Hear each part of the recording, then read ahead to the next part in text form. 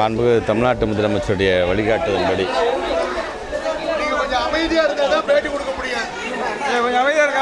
சரியா மாண்புமிகு தமிழ்நாட்டு முதலமைச்சருடைய அறிவுறுத்தலின்படி மழை பெய்யக்கூடிய குறிப்பாக டெல்டா மாவட்டத்தில் இருக்கக்கூடிய இந்த தித்துவாங்களுடைய மழையுடைய தாக்கம் என்பது எந்த அளவுக்கு இருக்கின்றது. குறிப்பாக இன்றைய காலை தொலைபேசியை தொடர்பு கொண்டு நமது நாகை மாவட்டத்தை பொறுத்த வரைக்கும் மழையோடைய அந்த இம்பேக்ட் எந்த அளவுக்கு இருக்கின்றது, குறிப்பாக பயிர்கள் எந்த அளவுக்கு சேதமாயிருக்கிறது போன்ற விவரங்கள் எல்லாம் கேட்டிருந்தார். நானும் தொடர்ந்து நம்முடைய மாவட்டத்துடைய ஆட்சித்தலைவரும் டெய்லியும் காலம்புற ஒரு ஏர்லி மார்னிங்லாம் ஃபோன் அடிச்சு நான் கேட்டுருவேன். நான் ஸ்டேட்டஸ் என்ன அப்படிங்கிறது சுச்சுவேஷனை பொறுத்த வரைக்கும் நேற்று கொஞ்சம் நிறையா மழை இருந்துச்சா, நேற்று நைட்டு 8 மணிலேருந்து கொஞ்சம் கொஞ்சமாக அந்த மழை பெய்யுறது கொஞ்சமாக குறைஞ்சி இன்றைக்கி இது வரைக்கும் இல்லைன்னு சொன்னால். பட் இருந்தாலும் நம்மளால் ப்ரெடிக்ட் பண்ண முடியாது. ஏன்னா இதை விட்டு அடுத்த ஏரியாவுக்கு அது போகுதுன்னா அந்த இம்பேக்ட் இங்கே கொடுத்துட்டு தான் போகும். ஸோ அந்த ஆஃப்டர் எஃபெக்ட்டுங்கிறது கண்டிப்பாக இருக்க தான் செய்யும். பட் இருந்தாலும் ஆல்மோஸ்ட் 2 நாட்கள் முன்னாக ஒரு 9 கேம்ப்புனாங்க. இன்றைக்கி ஆல்மோஸ்ட் 15 கேம்புக்கிட்ட வந்து மக்கள் வந்து தங்க வச்சுருக்காங்க. மக்களுக்கு தேவையானதையும் நாம் வழங்கி கொண்டிருக்கோம். பொதுவாக போன ஆண்டு இதே மாதிரியான ஒரு மான்சூனில் நம்ம என்னென்ன ஸ்டெப்ஸ்லாம் எடுத்தோமோ, என்னென்ன ஒரு ஸ்டாண்டர்ட் ஆப்ரேட்டிங் ப்ரொசீஜர்ஸ்லாம் வழங்கப்பட்டதோ, துறை சார்ந்து ஆல்மோஸ்ட் எல்லா துறை சார்ந்திருக்கின்ற அதிகாரிகளுக்கு நம்ம என்னென்ன அறிவுரைகள்லாம் வழங்கப்பட்டதோ அதே தான் இந்த முறையும்.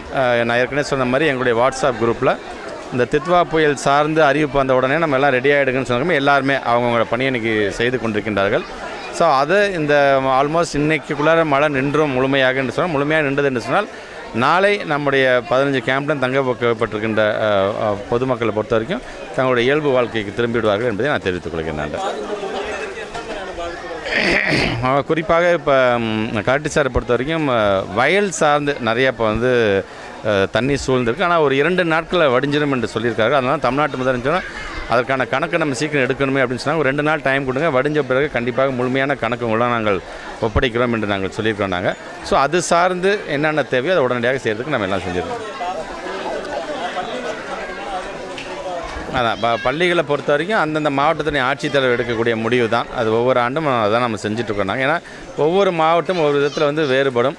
ஆனால் கொடுக்கக்கூடிய அந்த விடுமுறை அனௌன்ஸ்மெண்ட் வந்து கொஞ்சம் ப்ரையராக சீக்கிரம் முன்கூட்டியாக நம்ம கொடுத்தா தான் அது சரியாக இருக்கலாம். அடுத்த கிளம்பி ஸ்கூலுக்கு போயிட்டு இருக்கும்போது லீவு கொடுக்குறது பிரயோஜனம் இல்லை. ஸோ முன்கூட்டியாக அதை ப்ரெடிக்ட் பண்ணி அதை நம்ம கொடுக்கணும். பட் சம்டைம்ஸ் நம்மளோட ப்ரெடிக்ஷன் நம்ம தவறாயிடுது.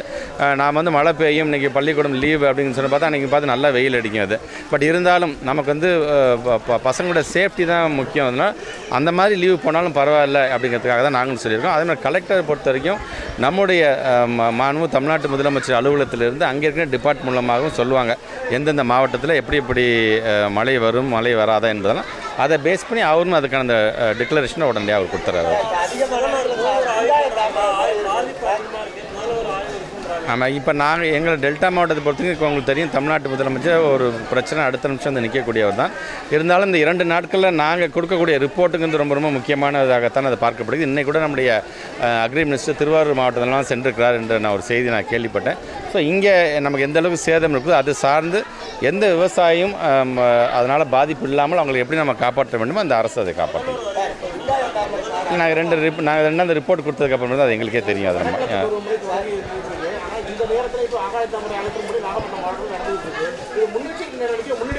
இல்லை பொதுவாக ஒவ்வொரு ஆண்டுமே ஆகாய தாமரை பொறுத்து நம்ம எவ்வளோ தான் நம்ம க்ளீன் பண்ணால் அது மீண்டும் அது நம்ம கண்ட்ரோலில் கிடையாது, திருப்பி வந்துட்டு தான் இருக்குது. அதில் அது நீங்கள் சொல்கிற மாதிரி நாகப்பட்டினம் மாவட்டத்தை மட்டும் இல்லை, டெல்டா மாவட்டத்தை சார்ந்திருக்கின்ற சில நம்முடைய அமைச்சர்கள் சில லோக்கலில் இருக்க எம்எல்ஏஸ் நாங்கள் பேசும் பொழுதும் அவங்களும் சில கருத்துக்கெல்லாம் சொல்கிறாங்க. அந்த ஆகாய தாமரைங்கிற பிரச்சனையும் அப்படி தான் இருந்துக்கிட்டு தான் இருக்குது. பட் இருந்தாலும் எங்களால் முடிஞ்ச வரைக்கும் நாங்கள் செய்கிறோம்.